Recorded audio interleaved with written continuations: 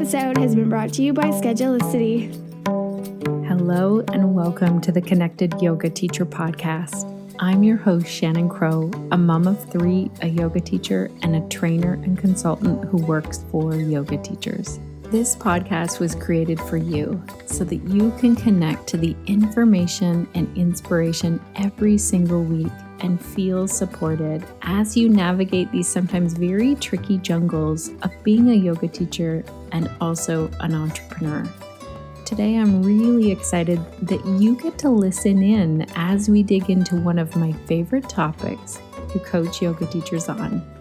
Any guesses? If you've been listening to the podcast for any amount of time or heard me on any other podcast, you probably can already guess that we're going to be chatting about niching down, otherwise known as specializing. In episode 112, I talked about niching down to market your yoga with Amanda McKinney. And back in episode 106, I talked about how I defined my own niche in my yoga business.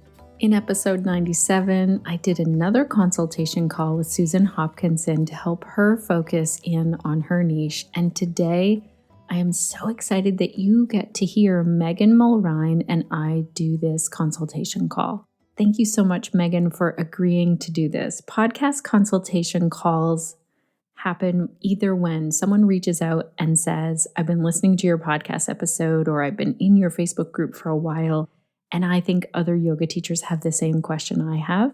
Or when I see a question come up, I sometimes will reach out to someone and ask them, hey, do you want to do a podcast consultation call? Which means we focus on your consultation call. And if it works out as a podcast episode, then we will release it. But it's always up to that person because it takes some bravery to share it. I have to tell you, 9 times out of 10, it just doesn't work out for a podcast episode because we end up looking around on their website or focusing on a content plan, and it's something that's much more visual and doesn't work for audio. But every once in a while, the stars align. Our consultation call person says, yes, I'm okay to share all of it or parts of it. And we see that it's a really great fit for the podcast. This is one of those episodes. I also want to share a little behind the scenes. Every single year in my own business, I specialize a little bit more. Now, I like to do lots of different things, so this has been an ongoing process. One of those ways, which I had put in my mind at the beginning of 2020, was I told myself I will talk about 2 things on podcasts. One is niching down or specializing, and the other is pelvic health. So as you listen to this consultation call today, think of something that you might get excited to talk about, maybe in your Instagram stories, maybe on Facebook, maybe in your blog, and just try it on for a little bit. Niching down does not mean that you revamp your entire brand, your website, and you lock yourself into something that you can't get out of.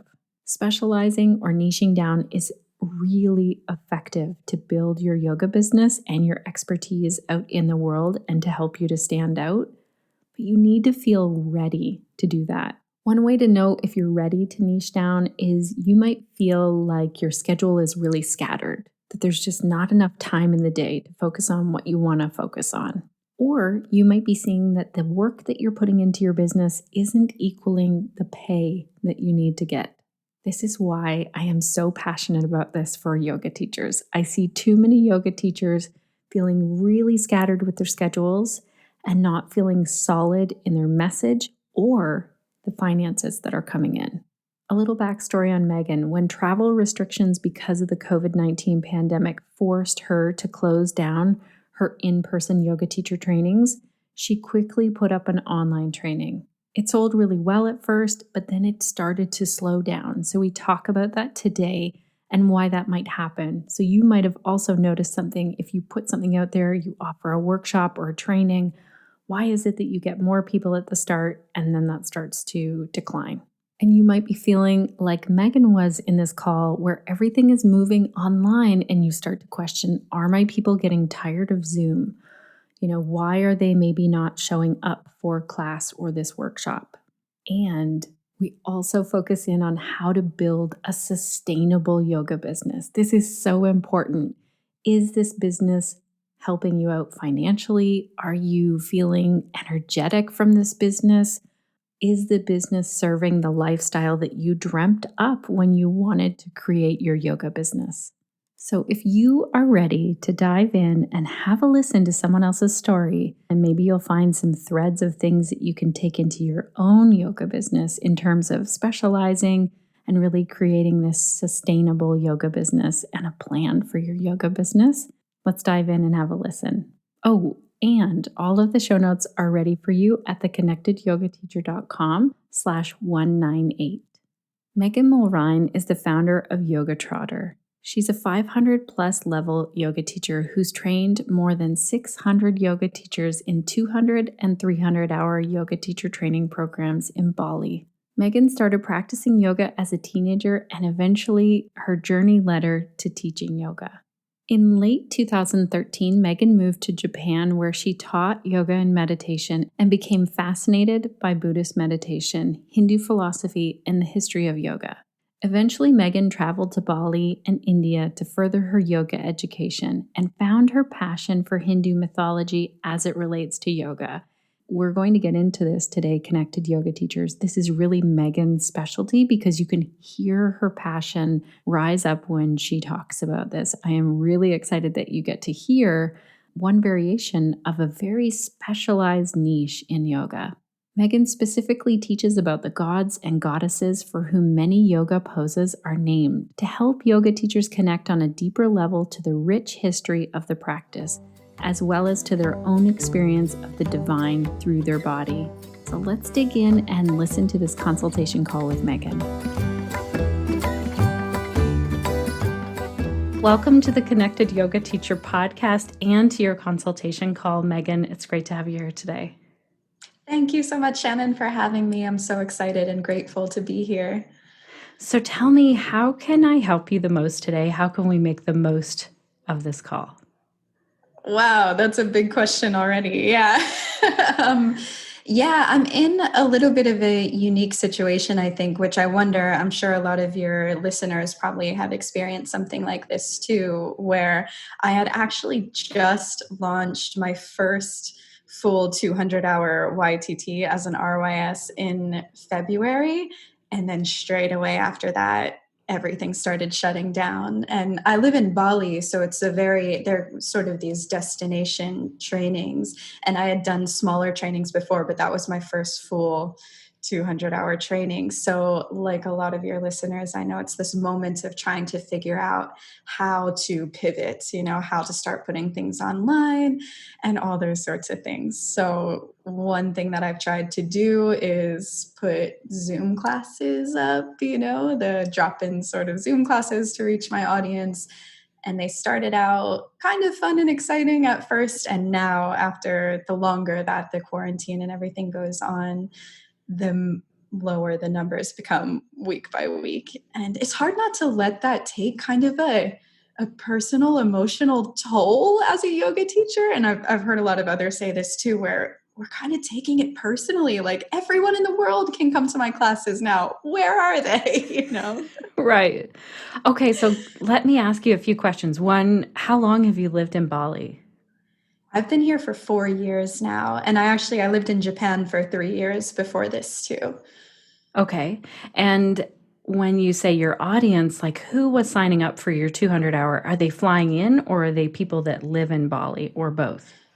Pretty much all flying in. There were some from around Indonesia as well, but mostly it was from Australia, New Zealand, some from the States, some literally from everywhere in the world flying in for these trainings. So as soon as tourism shut down, because we actually in Indonesia, they aren't allowed to have anyone flying in on a tourist visa since I think April. So I feel like my entire demographic, my entire market just kind of went out the window, Yeah. And so how are you doing your marketing? Okay, so one other question. So did you do the 200-hour, or did you start it and had to switch online, or did you complete it? We were able to finish the February one, which was awesome. And it was one of those things I had been planning for so long and dreaming of for even longer. So then when it finally happened, it was just magical and wonderful, and then the doors closed on us. Right. I'm so glad that you got that in-person time. Like that's Yeah. really kind of a blessing, especially when like right before everything shut down. So then when were you planning if COVID didn't happen? Oh wow. Um, now I'm starting to wish. I know. If COVID didn't happen, when would be the next 200 hour that you were planning to launch? I had one planned for July that I then had to refund quite a few people. And I had another one planned for November. So it would have been next month. But also, I ended up just not taking any deposits for that one or anything because I knew it wasn't going to be open. Right. And do you feel like you would want to do a 200 hour or some sort of training online, or are you just feeling like, no, I want to wait till we're back in person? Yeah, so that's sort of where I'm at now. And before I had launched the 200 hour for the past 2 years before that, I had been doing these 50-hour trainings. I think I had told you a little bit about them before. They're very niche and like a very interesting kind of niche too, where they were all yoga philosophy, but specifically about Hindu theology. And I'm partnered with a priestess here because Bali is considered the island of the gods. I don't know if you've heard it called that before. But there was just this incredible sense of like, wow, we are right here with temples next door to the yogashala where they're saying Vedic mantras in their daily prayers, the same ones that we're learning in yoga, and praying to the gods who a lot of our yoga poses are named after. And for me, that was just such a beautiful opportunity to combine, to sort of bridge this gap between all the Westerners who are coming to Bali to do yoga with the incredible, powerful spirituality that was right here next door to us. So I was hosting those for a few years and still am continuing to do that. And I managed to get that online as a 30-hour teacher training for yoga teachers to learn the stories of the gods and why the yoga poses are named after them. There's obviously a huge element missing from that, which is like the in-person ceremonies with the priestess here, doing the Agnihotra Puja and all these amazing ceremonies that you can partake in here. But I had set that up, and likewise, right at the start, it was selling pretty well with my audience. And then again, I think all the online courses, I just wonder if people are starting to not want to be on their computers so much, Do you have that sense as well? I do like part of me thinks, okay, that might be what explains that. But the other thing that I've seen happen with yoga teacher trainings is that the first one will take off really well. Like let's say, no matter what it is, let's say prenatal or 200 hour, whatever it is, because it's like your audience has been following you, maybe going to your classes or whatever, you offer the thing, people sign up, and then you're selling to that same audience again. So you'll get a small number of people Yes. who wanted to sign up the first year but had to save or plan or whatever. But there is that drop off. It's like you need to keep increasing your audience and keep making those connections. Yes. So that is what I don't know how to do. Like I've been I've been teaching for a number of other yoga schools for a long time here. So I do actually have a pretty big audience of teachers who I train to be teachers, essentially, maybe 600 or so trainees that are now yoga teachers who, like you said, were very interested in this right at the start, but I'm just selling to the same people time and time again. And I have my few loyal fans and things, but for the most part, I'm like, how do I branch out? How do I expand out from that is definitely the tricky part. Yeah. And the tricky part right now in COVID times is that a lot of the time we were reaching out. Maybe we'd go and guest teach at a studio and make that connection in person, which is much faster. So in person works so well. Like if you bump into someone at the grocery store and you just start a conversation about cilantro or something, and then they ask you like, what are you cooking? What do you do? And if somehow it comes up in conversation, they're really likely to ask you, oh, you're a yoga teacher, like where do you teach? That conversation happens. And also the conversation of like a student coming to class and thinking about becoming a yoga teacher happens. Online, we have video, which is super powerful. Audio also is the next, and then text down the line. And a lot of our teachers sharing things, think, okay, the way to reach people is social media. And I think it's definitely one of the tools. I'm not throwing it out the window. I use it. But I think even stronger is an email list. And somehow the combination of like video, audio in that to build that audience. And it's slow and steady and it takes time. So the other question I had for you was, if you had the choice, if you knew all bills would be paid, which would you choose? Would you choose the 200-hour or this real specialty of like talking about the yoga gods or the gods? Yeah, that's such a great question.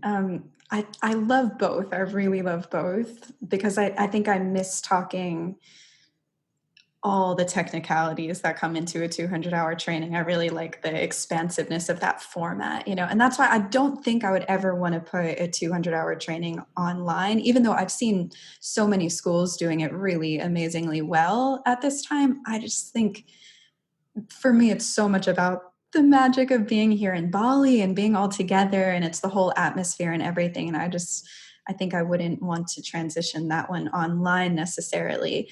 But I think you are right with what you're getting at, that my passion is definitely the gods and introducing them into the teachings, which I also, of course, include a lot in the 200-hour as well. But if I had to say like where my heart really lies, that's my niche. Like that's my passion. That's what I love about yoga, essentially. Yeah. That's So I guess so I would good. choose that. Yeah. And I think it's amazing that this year has made you choose. Like when you're saying, okay, I wouldn't do the in person, I wouldn't do a 200-hour unless I could do it in person for all of the reasons. And I love how you're saying like other people are figuring out how to do that. And that's amazing. But for you, it doesn't feel like a good fit. I think this is important when we're the person leading it. Like, Yeah. yes, it can be done. But do you want to do it? Let someone else do that. I mean, I could never teach. Did you say it was a 30-hour course on the gods? Like, I would have no idea. I actually probably couldn't even put together a PDF about it. And that's the beautiful thing, is you find the specialty and those people will find you. So what I would say is, do people know this is your specialty? And I'm guessing your email list probably does. Yeah. And also my social, I would say yes. I think people know this is my specialty. Like if you take a look at my Instagram page or anything like that, I do post pictures of myself in the poses, but it's almost always a pose that comes from the story of one of the deities. So if it's Hanuman asana, for example, then I tell the story of Hanuman and why that particular pose is named after Hanuman. So I think that is pretty drilled into people, but I wonder if the issue that I'm having is a lot to do with no one is searching for, I call it the gods of yoga, the training. No one's like Googling the gods of yoga. You know what I mean? I don't know how to word it in a way that meshes, because the thing is like, I know from students that I've had, from yoga teachers that I've had, that you can go through a lot of training and never know that Hanuman asana is actually named after a god and not just a direct translation of monkey pose. So I think it's a case of people not knowing what they don't know. You know what I mean? So they're not necessarily searching for it, which I would imagine is a matter of like getting my copy down better. I don't know what to call it though, It's your messaging for sure, your copy. Okay, so if you met up with that stranger in the grocery store and you're talking about cilantro, and then they ask you, what do I do? You need to be able to tell them in a quick way where they can either decide like, oh, that's for me or someone I know, or that doesn't sound like anything I'm interested in. And we have to be okay with turning away those people who, like if I met up with a teacher in the grocery store and they were like, hi, I teach like hot vinyasa flow. When I was in my 20s, I would have been all over that class. And now I want a very different class. And so that's okay. That's okay to don't think that when we go down to this niche offering, this specialty offering, that we're cutting a whole bunch of people out. You said it exactly, that there's a massive audience now that you're online. And the more niche you make your offering and the more people hear about that niche, the more people will gravitate towards you. So let's talk about the wording. Let's say you meet up with this person and they say, "What do you do?" And it's all focused on like teaching people about the gods. Tell me what you would tell them that you do. Yeah, so I often say that I teach, and maybe this is an overstatement, but I'm going to say it anyway, yoga theology, because I don't know what else to really call it. Like mythology, I don't really like that word because I think it invalidates the beliefs of the entire religion by calling them myths, you know? So I'll say like yoga theology, but I'll say that's the thing. Even just telling one story, like saying the warrior poses, for example, it's actually named after a specific warrior, Virabhadra, rising up, chopping off heads in Warrior 2, planting a head on a stake, Warrior 3. You know, people are always a little bit like, what? Really? Wow. I had no idea. And I think that you're right. I don't have the one sentence to describe what that is and what it does for our yoga practice to know those stories and experience those poses while knowing the background of the story. So I think what I usually say is, oh, I teach about the gods for whom the yoga poses are named. And I'm not sure if that's a good way to say it or not, but that's essentially what it is. Right. One thing that comes to mind is it sounds like you're also teaching the stories that created the yoga names, created yoga pose names. But I'm hearing from you like mythology and maybe story is not what you want. Like, I already hear that mythology is not the word, but I wonder if story is also like Story is that. excellent. Yeah. And that actually, I was thinking about that too, because my degree originally is in creative writing and I'm also a writer. So this idea of story and storytelling is kind of on brand for me. So I like that idea of yoga stories, something like that. Would you want to teach this to yoga teachers or yoga students if you had to choose? Teachers. Okay. Yeah, and that's what I've been doing mostly. But actually, like even if I'm teaching just drop-in studio classes and things, I pretty much always start the class with the story of one of the gods that we're going to go through. And even if you expect, that's what's so interesting is even if I would expect, oh, this is kind of like a gym studio sort of thing, they're probably more into the fitness side of it and all that. Even if I expect that, they won't be very open to those stories. They always love them. Like I always get people coming up asking me more after class and stuff. So I don't shy away from it in any way, you know. Yeah. The other thing that I think is kind of a barrier is if you start the sentence to that person in the grocery store and it's all focused on the gods, I think that people automatically come into like a religion mindset of, oh, like, am I going to be struck down if I talk to this person anymore? And you might find that online. Now it's two-sided. You want to definitely not be talking to the yoga teachers who really think that this goes against their beliefs. You want them to know right away, okay, this isn't for me. This isn't how I use yoga. They use it in a different way. But you also might want to look at your wording. I hear you saying that you teach people the history and the meaning behind the yoga poses, like the stories, like history, meaning, stories. All are three words that come to me. Mm. This is really tough to come up with this, like, this is what I do, just so you know. Like you could do an hour-long lecture on this, and still we'd struggle to make that like quick elevator pitch, that one sentence that summarizes it. So keep playing with it. Yeah, for sure. Keep playing with the messaging, see what resonates with the people who you're talking to. What I would do is poll the people who have taken your 30-hour training or who know your Instagram really well or know your emails really well and ask them, what do you think? Like I'm working at getting this one sentence together. What do you get out of following my stuff just pertaining to like the gods, the names of yoga poses, and get it in someone else's words?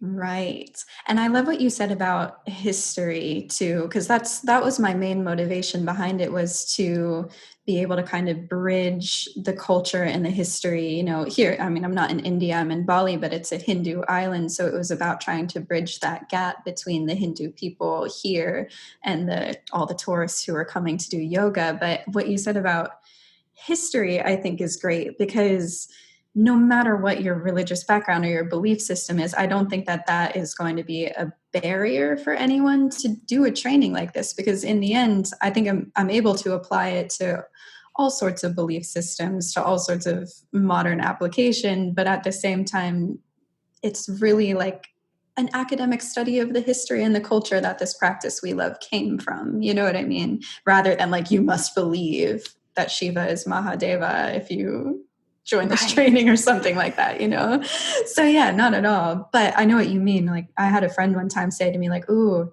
you call it the gods of yoga. Don't you think that word gods is going to put a lot of people off?" And I was like, well, I guess it should, because if they come to this and we're talking about the gods the whole time, they're going to be pretty triggered. So better they're triggered by the title than by the training itself, But I don't Exactly. know.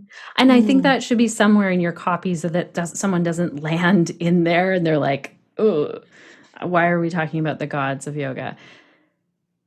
What did you call it? And this is why I love that we have it recorded. The academic, do you remember what you said? The academic study of the history and culture that gave us this practice, I guess. I don't know. Is that a good way to say it? Yes. Culture, history, academic. I loved all of those words.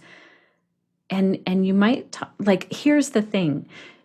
You, in your 30-hour training, you're talking to people that are already a warm audience to you. They're the ones who have decided, okay, I'm signing up.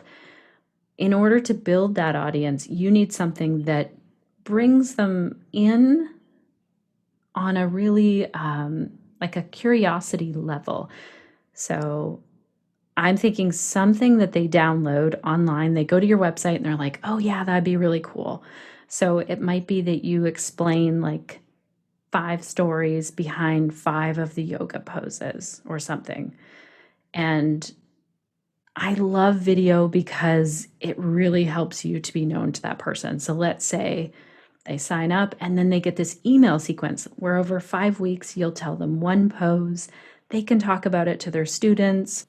How great would that be? And then at the end, you give them this compiled PDF of like some bullet points of that pose that they can remember when they go to share this with their classes. Oh, epic. Yeah, that's a great idea. I'm wondering if it can even be videos from the online training, like maybe, because then it's almost like a sneak peek kind of a video. So something that I already have recorded that they can then, Yes. yeah, that's a great idea. Oh, that's so good when you already have the content there. And then think about how you can make snippets of that for your Instagram. But I'm wondering also if you have call to actions from your Instagram and your email. No.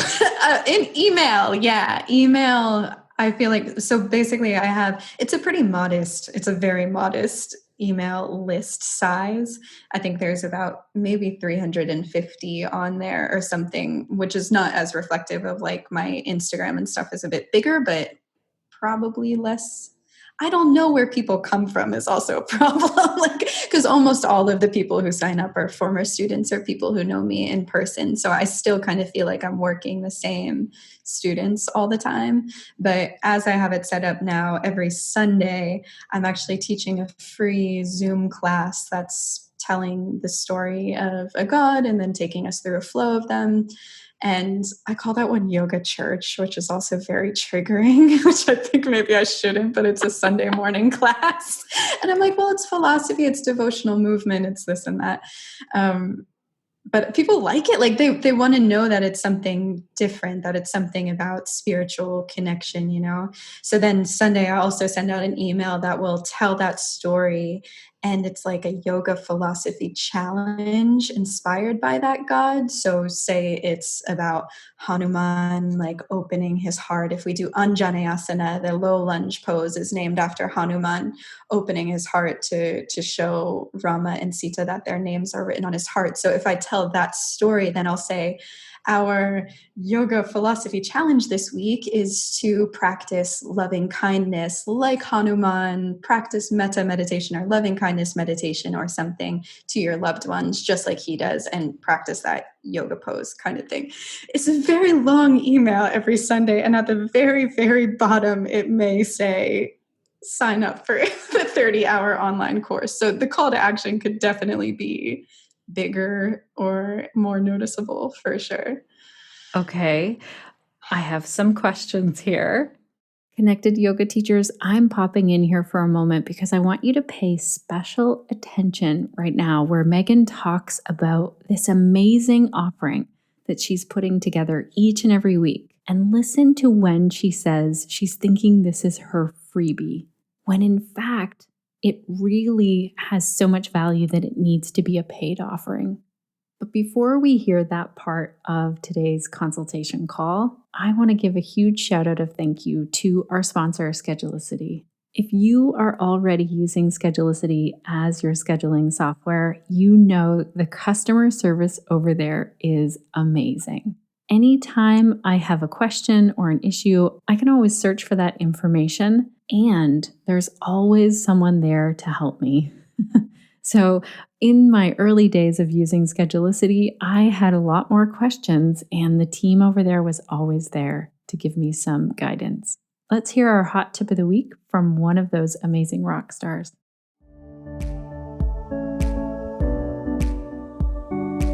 Hello, Connected Yoga Teachers. This is Allison with the Schedulicity Hot Tip of the Week. Nervous to declare yourself a master of a new yoga niche? Schedulicity makes it easy to try it out. Edit your business listing and feature your new focus prominently. You can talk about your training in your provider bio while introducing yourself and your expertise. At classes, workshops, or one-on-one appointments that highlight your specialization. Then, spread the word to your clients and watch your new offerings fill up. You'll be surprised how many people can't wait to grow with you. Okay, and now we're back to hear Megan talk about, remember, this is the thing that she says is her freebie, but really pay close attention and see if there's something also in your yoga business that you think is the freebie that could actually be a paid offering. My question to you right now is, why are you not charging for that? I don't know. What is that something charged for a bowl? Like that's where in my brain I'm like, oh, that's my freebie. That's my giveaway kind of thing. No, that is not a freebie. You're putting a massive, how much time does it take you to teach that class, put that email together, and do the prep work before that? Yeah, a while. I mean, the class itself I would probably do it anyway, just to have a once a week kind of class that people can join. But yeah, it takes me a while to write the email. That's true. But I use it for a lot of different things then too, like I'll make an Instagram post about it. I have a Facebook group that's like Yoga Philosophy Challenge Facebook group, and I'll post about it in there. And so I kind of get a lot of mileage out of the content, but you're right, it's all free and it's a lot of content. So let's say if I decided that I was going to jump online, work with how many people come to your class? Not many at all. That's why the Zoom thing is really like getting me in the heart, because it'll be, even with it as a free class, it started out a little more popular, but now it'll be lucky if I have 5 or 6 in it. And some people will sign up to get the recording and things, but yeah. Okay, so a few things here. When people don't pay, they don't show up. Like if people, I want this to become a registered session. They pay ahead of time, there's limited spaces, you offer a ton of value in this. That's what I want to see. If I had 5 yoga teachers showing up to like something where I was going to work with them in their business for an hour, what if I did that for free? Like, would you expect me to do that for free for an hour and then provide this email and this massive? No, for sure. Yeah. So for some reason, there's something going on with like your time and teaching this and not seeing the value. Now, I want to dig into a couple of things with that. You can work on your money mindset, and that's like a process. But I also want you to know that showing up and doing the work, can feel like, I love this so much, I would do this for free. But that doesn't mean that we do it for free. Right. Right. And there's this whole other layer of like with the spirituality being added into it, I also feel a lot like, how can I ask money for this? Yoga teachers totally, I know I'm not the only one who has this kind of mindset issue around it, because we think we're like giving this gift, but it doesn't have to be a gift. It can be. Well, your teachings and that time can be free, but you're paying for Zoom, you have an email, you'll start to build this email list, which means you'll have to eventually pay for that email list to develop these freebies and do your admin time and pay for your space and your lighting and your electricity and all the things that enable you to give that hour of free time cost something. It's interesting what you said about money mindset too, though, because I know that is a whole process to go through. But one of the ways that I become okay with asking for money, which is such a crazy thing already, but one of the ways that I feel like I become okay is when I feel like I am sharing it with my community. And that's also why doing this 50-hour training with the priestess, and they're like local spiritual teachers and healers and things that are joining in. So I feel like when I'm successful, I'm able to make them successful as well and share with them. And that's one way where when I frame it like that in my mind, I feel way more motivated and have way more drive and don't feel so bad asking a higher price point and things than if I'm just like, for want a new villa or something, it's like, no, when we're sharing it with others. And that's what making money in the end allows us to do, right? Is to support our community more effectively. Would people in your community be okay with you interviewing them on video or audio and creating an article around that, like where you could showcase them and their story and their beliefs and kind of the root of things in Bali there? Could you bring that into the training? Yeah, for sure. Definitely. Okay. And they're in the training leading some ceremonies and things like that. But even, like some of the healers that I work with, they're so tech savvy too. They're down to do like Zoom chakra healing sessions and stuff from Bali and everything. So absolutely. I should definitely be utilizing that more, because I think I did have the feeling of once things started to shut down that it was like, oh, all in-person trainings are off. Now I got to figure out how to do things online. And that made me feel weirdly disconnected even from my local community here, because I was no longer working closely with them. You know what I mean? Yeah. So not only disconnected from the global community, but also even close by. I know everyone feels that right now. Well, that's a really good point. You could even, I don't know what the rules are there, but here it would be like, we're being told now in Ontario at this point when we're recording, this is October, we're coming right up to Canadian Thanksgiving this weekend, to stick with the people in our house, if possible. Obviously, things are still open, we can go, but for Thanksgiving, they're telling us that. So if you are dealing with restrictions like that, you can do meetings on Zoom with people in your community and then find ways to maybe make that part of the training, or do a short interview to highlight these people and that they're part of your training. We did a great episode really recently with Cecily Milne, where she talked about how to look for a good teacher training. And she talked about diversity. Like, that's a great thing to get different voices and people of all different diversity, basically, as part of your training, so you could build that. But there's you're sitting on something that I realize I know what this feels like. Let me put it in the context of my passion is pelvic health. And so I get really excited to talk to pelvic health experts, which I was doing. I was like spending my time and spending my money talking one-on-one to pelvic health experts. And I thought, well, if more people could listen to this conversation and ask questions, how amazing would that be? And I could think, well, I don't want to get paid for this, but I knew I want to pay my experts, which means we need to generate income. And that's the magical piece of it. It doesn't have to feel like, I don't know, whatever feels like really horrible work. For me, it'd be like, doesn't have to feel like doing taxes 365 days a year as an accountant. That would be, your job does not have to feel like that. Yeah. And it shouldn't. No, it shouldn't. And so you can get paid for that.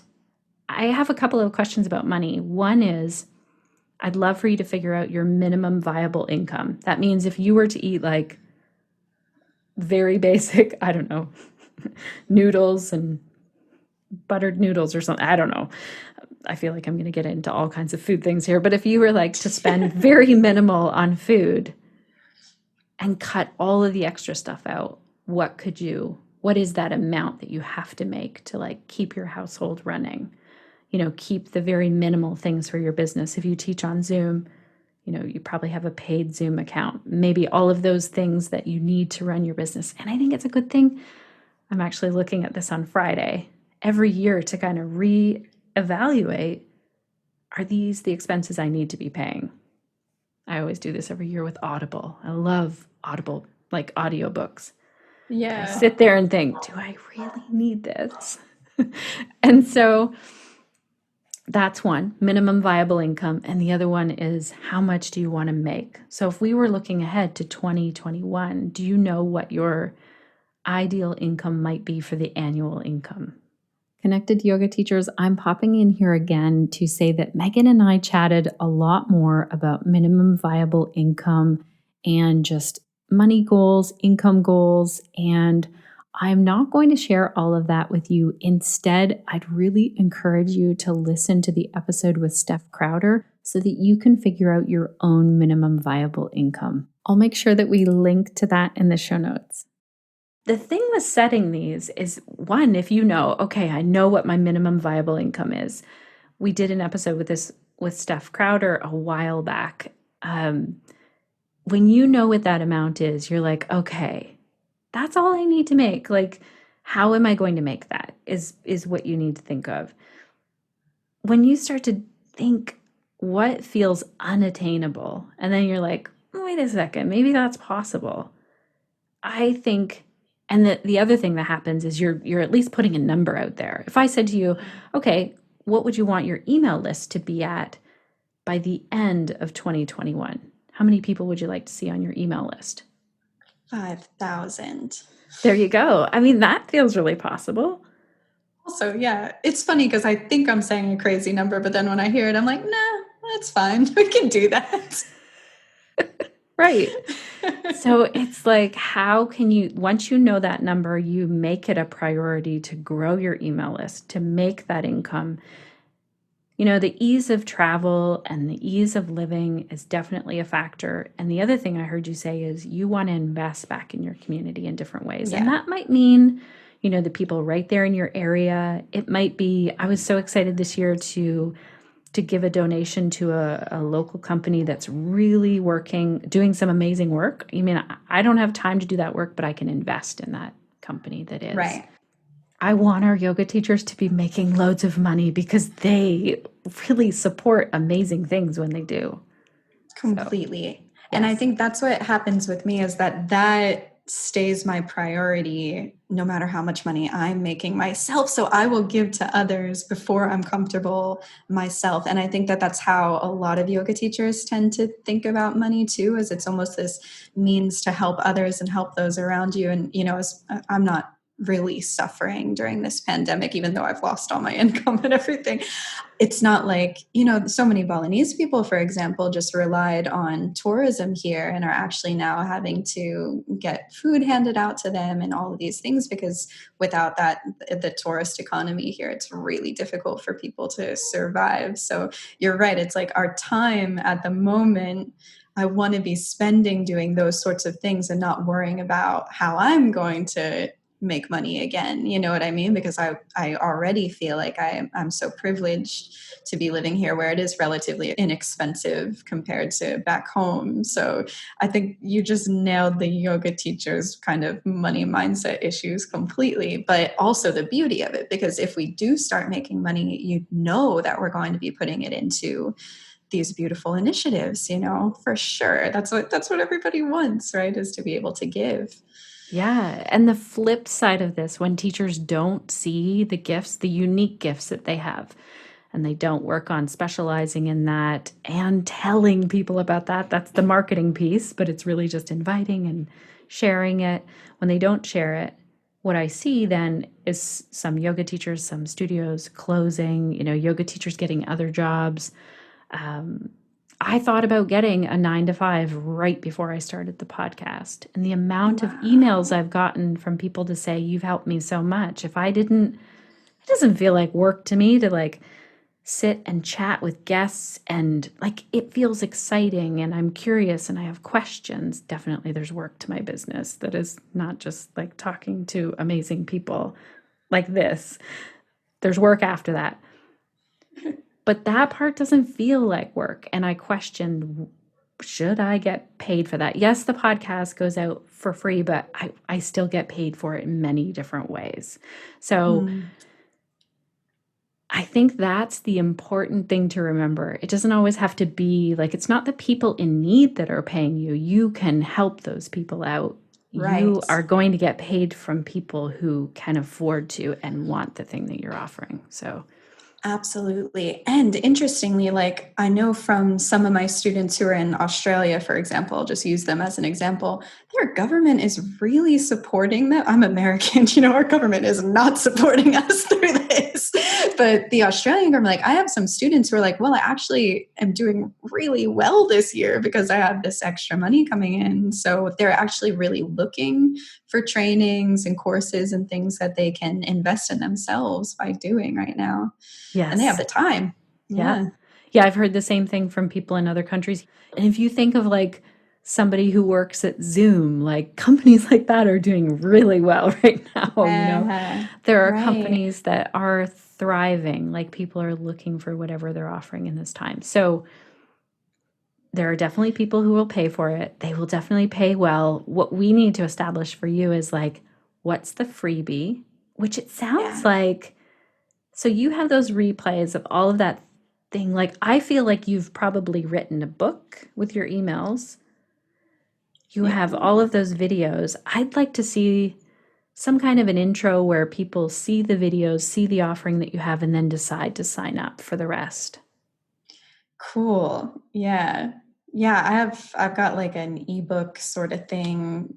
Well, it's really the manual for the course training actually, but I give a sneak preview of it as a freebie when people subscribe to my list. But I think you're absolutely right that video is going to be harder hitting and more of a connection for people. So maybe I liked what you said about having a video of telling sort of the stories and then a PDF, because I could probably give them a video lesson from the teacher training with the corresponding pages from the manual, just as the little thanks for signing up for the newsletter. Here's this offering, and that's sort of the freebie. But then, okay, back to the question of the weekly emails. What is I know I put too much time and effort into it, but what is sort of appropriate for a free weekly email? What sorts of things? Okay, one thing I want you to do is every 4 or 5 emails that go out, I want you to have a call to action way at the top that they can really see. Maybe a tiny bit of story and then like sign up for this thing. Buy something because you're here on my email list. They're getting value each and every week. I guess my question to you would be, well, here's an example.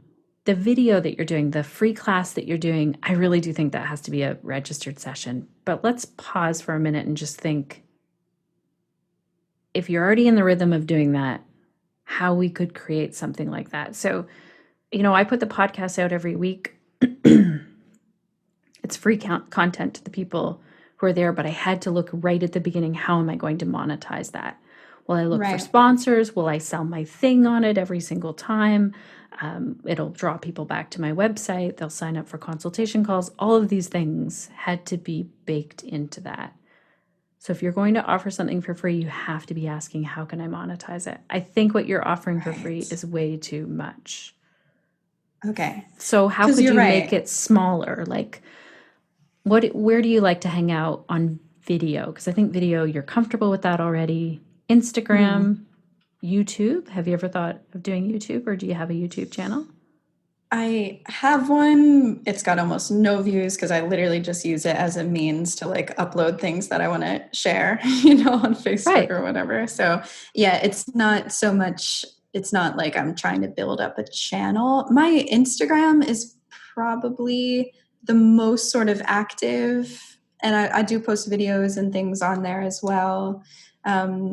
Yeah, I would say Instagram is probably the one that I could most easily leverage, I think. But yeah, I'm hearing what you're saying about the monetizing, because I think I'm still in the mode where everything that I'm doing for free is more to try to get my name and the idea of the thing out there, and not so much to sell my training. I haven't been single pointed focused about that. You know what I mean? It's more just kind of like, hey, did you know about this?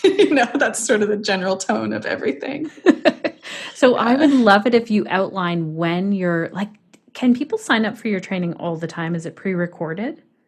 Yeah. So that's something else I wanted to talk to you about too, because I noticed almost like what you said about the free thing, how it's like if somebody gets something for free, they're not going to really respect it or whatever.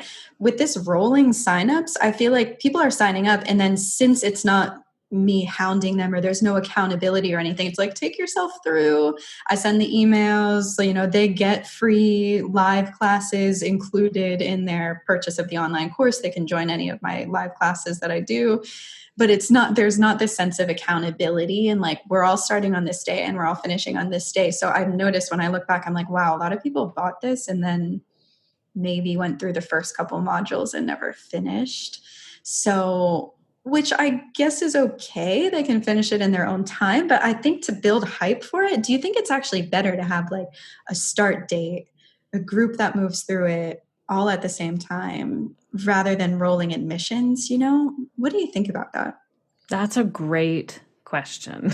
I think it really depends also on your schedule. So I have led so many live trainings, and the issue can be like something comes up in your life or their life, and there's no ability to pause. It's like the training's going through, right?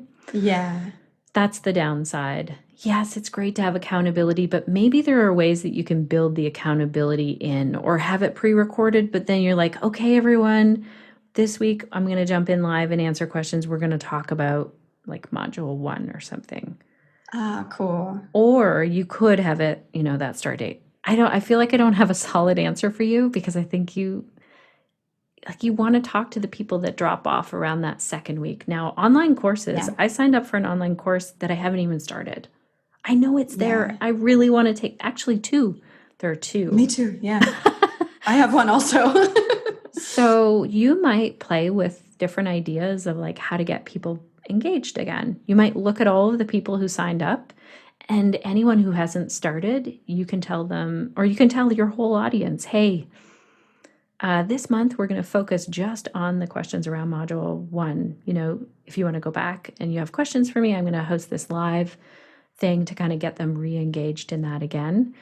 But again, you're giving your time. So because they've already paid. In the end, that's just me like wanting them to do the course, but you're right, like they can do it in their own time. I was thinking more like from a marketing perspective, is it easier to build hype and get signups if you're like, November 5th is the start date, 5 more weeks to sign up, this kind of thing, or like early bird discount because there's this start date, like from an actual just marketing perspective? Is that better than like, if you have that, like I do a doors open, doors closed to pelvic health professionals, and I've thought about what would it be like to leave the doors open all the time, because people can just go in there at their own pace.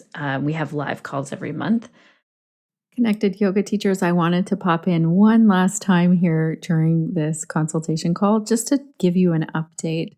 Since Megan and I chatted, the doors are actually staying open to pelvic health professionals. There are a few reasons why we switched to this, but the main one is that we want people to get the information about pelvic health as soon as they are looking for it. So we were hearing from people saying, I went to pelvic health professionals. I wanted to learn more so I could help my students, and the doors didn't open for 3 months. And so this way, we know that we can serve people right away. They can come to the website and join. And this is something that we're trying out. And why I'm sharing this with you is because this is what business is all about. It is trying something, seeing how it works, and then trying a different variation of that. Or sometimes it's throwing the whole thing out. But most often it's finding that thing, trying something new, and really taking a look back and seeing, okay, how did that work? So I'll keep you posted on that as time goes on and I learn from that little test. All right, let's get back to the call with Megan. I guess what I first want you to think of is like, what would be ideal for your schedule?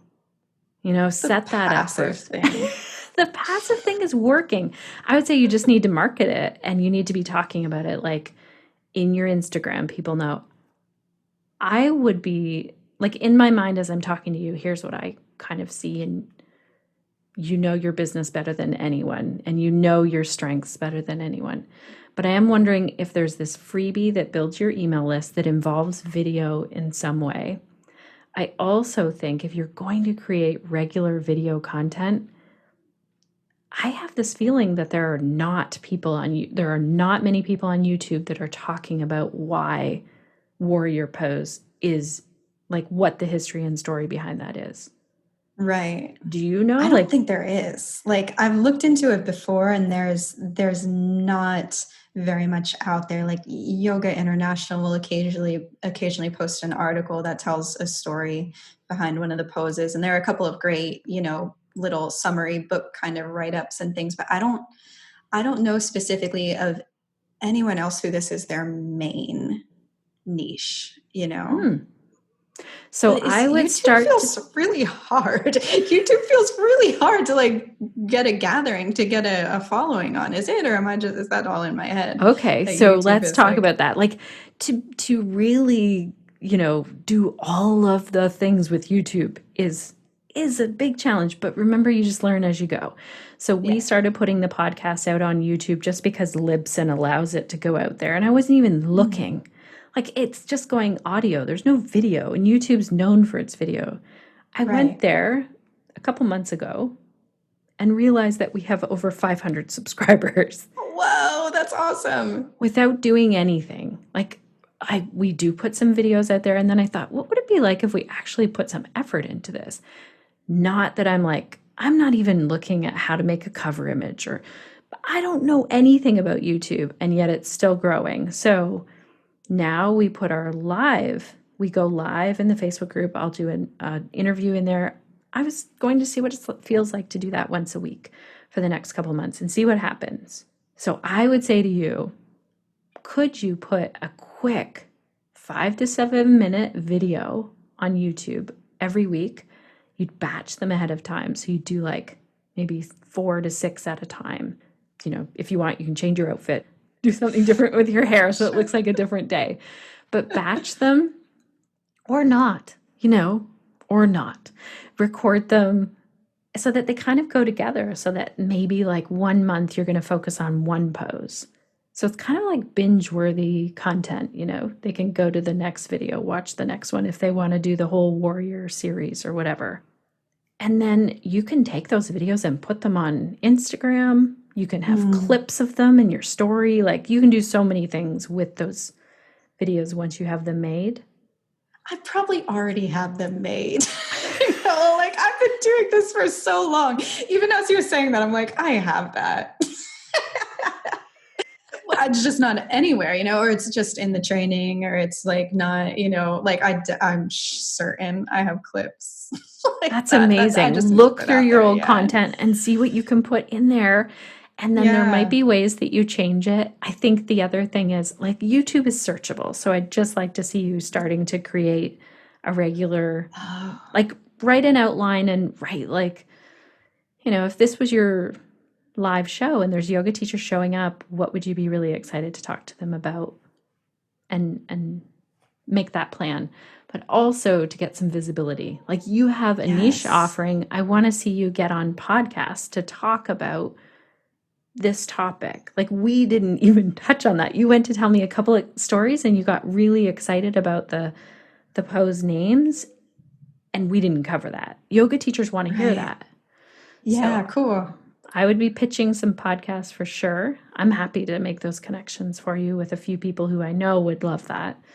And Awesome. then like keep building that visibility and your email list. So I would also say, like, come to I don't know if you saw Amanda McKinney and I are doing a planning party. Yes. Oh, I would love to join that for sure. So it's 2 hours of like setting these goals for the whole year. You know, how much money do I want to make? One of your goals would be to grow your email list. And then how are we actually going to make that happen? So, Cool. yeah. Yeah, that's amazing. Cool. Any other questions that you have for me? No, that definitely, I mean, it lit a fire for me for sure. And I think you gave me a lot of action items to work on too, and things to start moving through. I was thinking when you were talking about YouTube being searchable, that's the thing with Instagram is not searchable, right? It doesn't show up in Google results, but like YouTube, even I was doing a little bit with Pinterest for a while because I was like, wow, Pinterest results really show up all the time on Google. But I think there's a way, you're right, through video, through these things that do show up through Google searches, where if people are looking for the stories of gods, my stuff can start to show up. Because like I said, the gods of yoga feels a little bit unsearchable, like ungoogleable, like people aren't really looking for it, but they may be looking for the specific poses, you know, the story of the warrior poses or something, in which case then if I have those videos up there with that name specifically, then my stuff may start to show up more for them. Is that kind of the idea? For sure. Like both names, warrior pose, and then you put the Sanskrit name for it, Yeah. or for the poses that have that, then you would definitely show up for the search. And I love that it would be like, I don't know if you're doing the poses or showing the poses, but I love that it would be different in that it's not like every other YouTube channel, which is like, here's how to do this pose. Instead, you're talking about the history behind the name and the story behind it. I don't think it exists. So you're in that sweet spot where you're really passionate about something. It's not I don't know if you've heard the analogy, like a red ocean, a blue ocean. Red ocean is where everyone's doing it. So kind of like teaching yoga can sometimes be seen as that. If you think of a red ocean, it's like, because the sharks are all eating everything. It's kind of gory analogy. Oh, I said red. That makes sense. Yeah. Brutal. There's a whole book on this. A blue ocean is like, it's so clear. Like you can swim freely. There's a few, fish around that are doing similar things. And that's the other thing. Do not think that once you find someone who is doing something similar, that you two are competition. It's not the way it is. You'll deliver it in a very different way. Right. I would like to be friends with that person. Yeah. Because you two could geek out together about all of the gods of yoga. This has been amazing. Thank you so much for sharing all of your good questions. And if yoga teachers want to find out more and find out where to sign up for this or any of your offerings, where do they go? Yeah, I think I would send them to my website, first of all, which is yogatrotter.com. It's like Globetrotter. This was back when it used to be more travel bloggy and things, but still yogatrotter.com, and everything's listed on there. Or same on Instagram if they go to Yogatrotter with a little underscore at the end. And thank you so much. Like, that is just invaluable advice that you gave. So I really appreciate it. Oh, that's amazing. Thank you for your time. For sure. Again, thank you so much, Megan, for being brave and saying that we could have a listen in on what's really going on in your business. Every single entrepreneur out there goes through challenges and struggles, and it's a real gift when we can have a listen and hear those from someone else's story. So thank you so much. Connected Yoga Teachers, I want to hear from you. What were your key takeaways? One that I want to share with you is that your offerings, your things that you are creating, your workshops, your classes, your trainings, all of those amazing things that you're putting together, they are going to work really well when you consider what's needed and helpful for your audience. And when you set that up in a way that is sustainable for you, this is the magic key. So what are those things that people need and they're asking for? And how can you set that up in a way that you're not getting burnt out, you're not feeling drained from offering it? So ask yourself these questions. You have all kinds of choices as a business owner. Do you like to teach live, in person, or online? And right now, I know that might be a bit of a stressful conversation or a stressful question, but big picture, when you have the choice, what do you prefer to do? That's just one question. There are so many questions, and I want you to ask yourself all the way along, is this what is the best fit for me? Kind of closing your ears for a moment to what your students are saying in terms of, the things that really matter. Another example is a really late class versus an early morning class. Like, when are you at your best? And if you're thinking, well, my students are asking me for that weekend class and I really don't want to teach on the weekends, I want to take my weekends off, let someone else be the weekend teacher. Honestly, trust me on this, when you set your business up to times where you are really at your best, it helps you to really grow and flourish. Also, as I said before, when I was talking about pelvic health professionals, try something out and see how it fits. So you heard me telling Megan that I was thinking of trying doors open to pelvic health professionals. Now we're going to leave it like that for a while and see how it goes. Is there something in your business that you are thinking about trying, and is there a way that you could try it out and really look back and examine, how did that work? One little trick here is to not change too many things at once. So maybe you're thinking, what would it be like to send out an email every other week instead of once a month, or every week instead of once a month? Try it out and see how it fits. Thank you so much to our team over here, Suzanne, Crunch, Nick, and Sinead. You do so much behind the scenes work to really support our yoga teachers, our podcast listeners, and our Facebook group members. Alrighty, connected yoga teachers, before I sign off, I want to hear from you. What will you be doing this week to stay connected to yourself, your yoga practice, and to your community so that you can share the yoga that lights you up?